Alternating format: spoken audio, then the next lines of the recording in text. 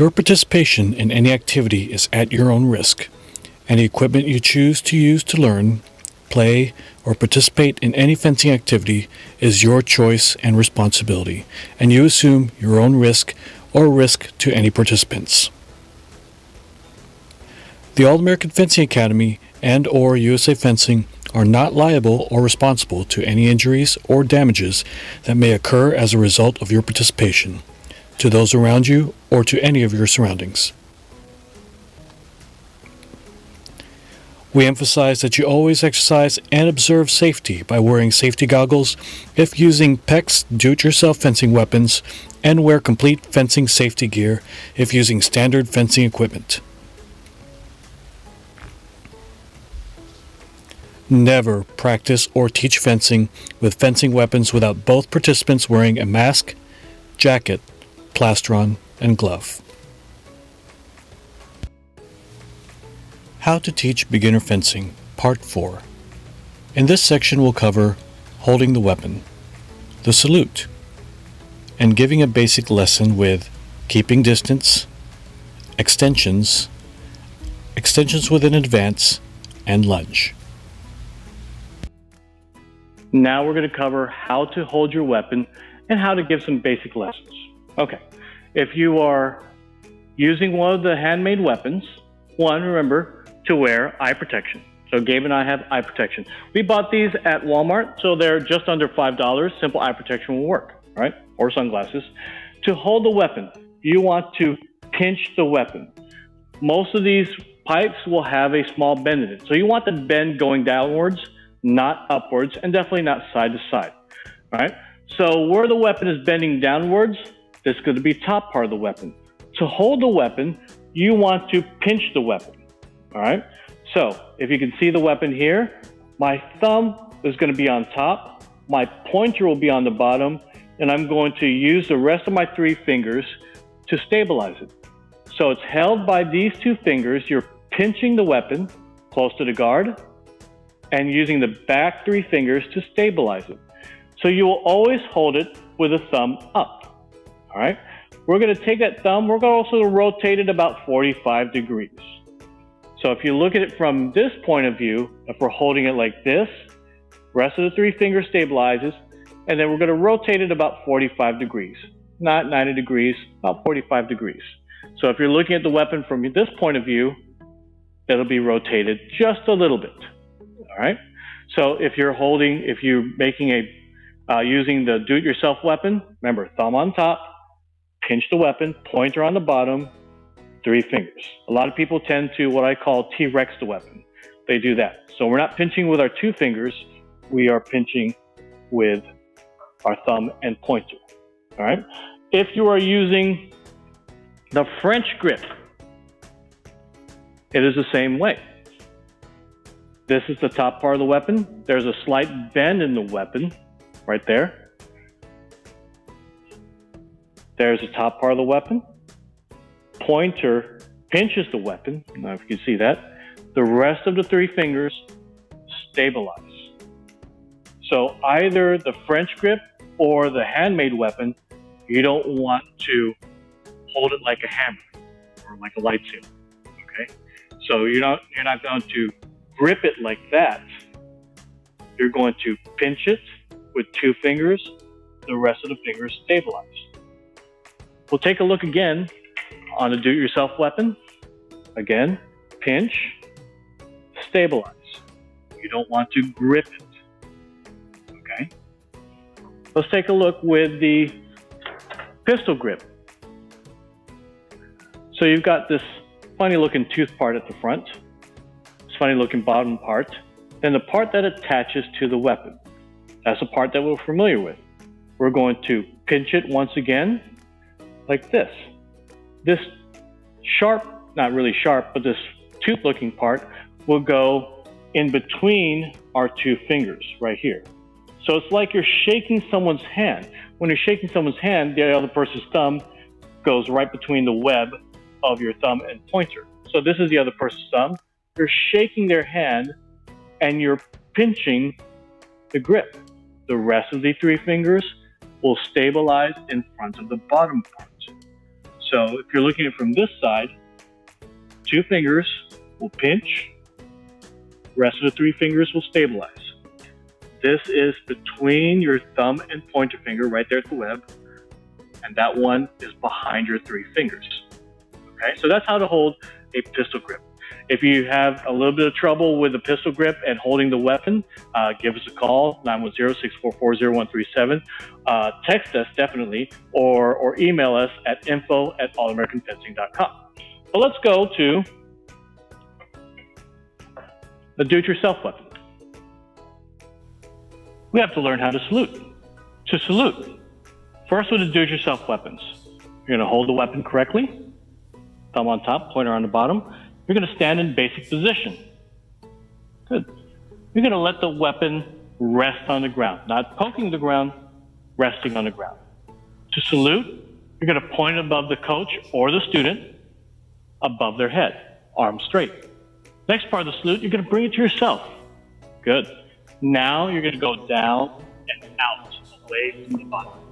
That's part of the salute. So once again, let the weapon rest, up, above their head, to themselves, down and away from the body. So if you watch Isabel and I, she's going to move back just a tad bit, right there. Good. To salute when we're facing each other, a salute always happens at the beginning of a lesson and the end of the lesson. Points above my head, brings it to herself, and down and out. Now let's do it with a weapon and a mask in our hand. So if you've got a weapon and mask in your hand, the mask will be held by the opposite hand. You go to basic position. Remember, let the weapon rest on the ground. Point it above the opponent or the teacher or the student. Bring it to yourself, down and out away from the body. So we're facing our partner. Salute to yourself, down and out away from the body. Okay? So that's how to salute. We're going to do a quick review here. Standing on guard, Gabe. So if you remember some things here, there is this line down the middle. Everything on this side is the 4, and everything on this side is the 6 line. Now you can also visualize it with the weapon. So on the weapon, so here's the weapon. Everything on this side of the weapon is the 4 side of the weapon. Everything on this side of the weapon is the 6 side of the weapon. I'm going to use a terminology that we haven't used before. It's a beat. So a beat, if I were to tap his weapon on this side, that is a 4 beat. If I tap his weapon on the 6 side, that's a 6 beat. So things moving to that side of the direction is a 6. Everything on this side of the weapon is a 4. Now the direction will change if he happen to be left-handed. So if he switches off to his left hand, so now everything on this side towards the inside of the body is his 4 side of the weapon. Everything's toward the outside of the body or on this side of the this side of the weapon is a 6 side. All right, so let's go back to right-handed. Once again, 4 side of the weapon, 6 side of the weapon. Let's start with a basic lesson. First one is keeping distance, learning to move with the coach and the student keeping up with the coach. All right, so he's going to stand on guard. Things that he needs to remember. He needs to not take huge steps forward. So the idea is for us to remain the same distance apart. So on guard, I'm going to take my weapon, not on the 4 side, the 6 side of the weapon. I'm going to engage this weapon on the 6 side. We're going to engage at the top third of the weapon. So right about there. Some there, so probably a little bit too close. Definitely a little bit too close. Coach, you don't have to necessarily stand in on guard, but if you can, please do so. All right. So notice I'm just standing still. He has to keep distance with me. So if I were to take a step forward, he's going to take a step back. So our distance remains the same. If I were to take a step back, he takes a step forward. If you've got space in your house, you can take a few more steps. So I'll go back, forward, forward, back. Now the key here is knowing which direction that you want to go. You want to know ahead of time before you start to move, because you don't want to confuse your student. So if I were to do something like, I'm going to take a step back, he started to take a step backward himself because it looked like I was going forward. So don't try to trick them. So once again, you don't have to go fast either. Go slow. You can start off by telling them which way you're going to go. I'm going to take a step back. Step back. I'm taking a step forward. I'm taking a step forward. And then you can remove the audio cues and just let them move with you. Things to watch out for: make sure they're still on guard. Their knees are bent. They're not getting too far from you. So let's do some bad examples. If I were to take a step back and he'd take a huge step forward, now he's way too close, and notice the distance on our weapons has gotten closer. We're now engaged in the middle of the weapon. Ready? We'll reset the distance. If you find it took a big step back or a big step forward, go ahead and stop right there and ask him to reset the distance. Same thing, if he were to take let's move forward a little bit. If he were to take a big step back, good. Now we're almost point to point. All right. Other things to watch out for is making sure that their arm doesn't change position. I'll demonstrate this. Sometimes as they move, their arm comes up here, or their arm comes up here, or they start to drop their weapon. The idea is to keep them engaged in 6. So your job, coach, is to keep it there. So if you start pushing, they're going to move to a 4 position. You might still be engaged in 6, but you're going to move to a 4 position. Keep them with their hand open. So if you're looking at them, they should always be in this position and not here. Not for this drill. So one more time, keeping distance. Try to remain in engagement. About 1 Mississippi between each step. Good. Now we're going to cover extensions. Once again, don't forget eye protection. On guard. The first attack that we're going to do is the extension. They don't have to go anywhere. You're going to do most of the work for them. Things to remember. This on guard position, you're going to have a big letter V here. All right?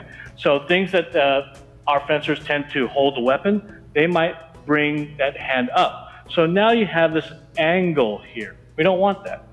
We want a generally straight line from the blade down to their forearm. From there, it angles up to his arm. All right? So you want that big letter V. Other things that people tend to do, they have it too far down. We don't want it too far down. We also don't want it too high up. Big letter V. Now, we're going to work on an extension.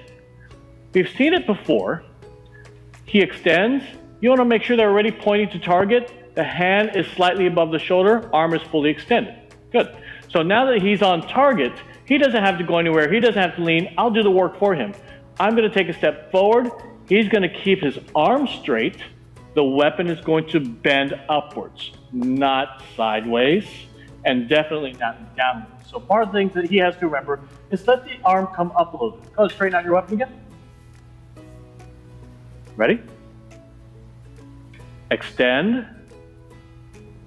He hits.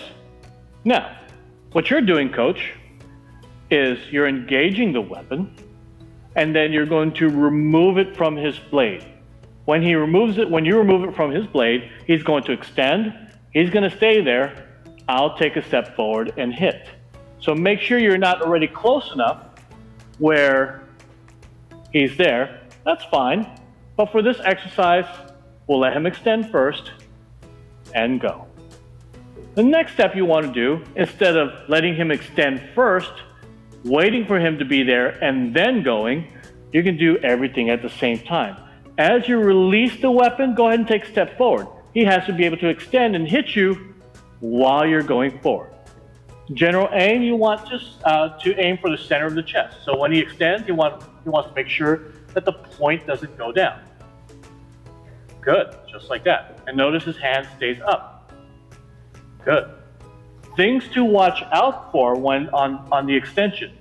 As they hit, sometimes what fencers do is as it hits, they'll jerk back the arm. They don't want that arm, or they're afraid that the person's going to get hurt. you want to make sure that the arm stays straight. So if you watch Gabe, on this one will be incorrect. He extends, and as it hits, he's going to jerk that arm back. That arm doesn't stay straight. He wants to keep that arm straight. All right, this might be a little bit difficult for smaller kids, especially if their arm strength is just starting to learn how far they can be out there. So they have to be able to keep that arm out there. All right. Other things to look out for: not extending all the way. So they're not extending all the way. You want them to extend all the way, already pointing to target. Arm stays out there. Okay. Now we're going to cover an extension with an advance. On guard. So remember that good arm position? Good. So that straight line from the blade to the elbow, and then the arm angles up. Good. So the first time I took a step forward, he's just extending. I take a step forward. Body stays still. You don't want to lean forward or lean back. Now we're going to do it with just an advance. To set up distance, first we're going to set up that extension distance. That's that extension distance, all right? I'm going to take a step back, so he's outside of extension distance. Recover. He's back to on guard in 6. He's going to, I'll give him the cue first. He extends, now he's on target. He's going to take that advance forward. He hits on target. He's not leaning forward, and he's moved both feet, just like we're doing on the advance. To get back, recover the arm. He's off. He takes a retreat. And make sure you re-engage back at 6. I'm going to have him bend the weapon again. Once again, we're engaged at 6. I remove my blade. He extends. He's already pointing target. He advances. He hits. The arm is still straight. Feet are apart, shoulder width apart. His knees are still bent. Relax the weapon, or recover the weapon, and retreat. I'll give him one more. Extend, advance, good. Recover the weapon, retreat. So that's the extend and advance. Now the lunge. On guard. So this is our extension distance. Slight bend of the weapon. You don't want to be too close, definitely. So slight bend of the weapon. Our extension with an advanced distance. And depending on how far your fencer can lunge, this might be just the right distance, or you can go a little bit further. All right? Gabe can lunge pretty far. Ready? He's not going to go super fast here, and your fencer doesn't have to go super fast. So we'll go step at a time. We're engaged in 6, not on the 4 side of the weapon, on the 6 side of the weapon, the one on the outside of the body. I'm going to give him the cue by removing the blade. He's going to extend to target. He's on target now. He doesn't have to do anything else. Front toe up, and he's going to lunge forward. He hits on target. Recover the weapon. Good. Now, if we remember how to go back to on guard, back to on guard. Good. Ready? I open up, or I remove the blade. He extends, toe up, lunge. Make sure they stay in their lunge. They're not bouncing back. I want them to be able to keep their balance. Front knee is bent, back leg is straight, both arms are out. Hand is slightly above the shoulder. The bend is going upwards. Recover the weapon. Back to on guard. I'm going to have him straighten out the weapon again.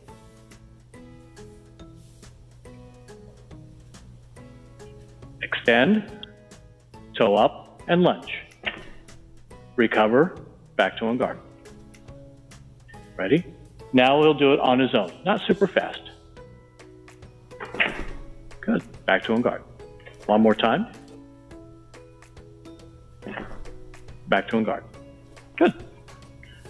So, practice those lunges about 10 times each. Make sure they hold that lunge for a brief second, then they can recover from it. Review. Terminology to know and use. Salute. Engagement. Engagement in 6 and 4. Keeping distance.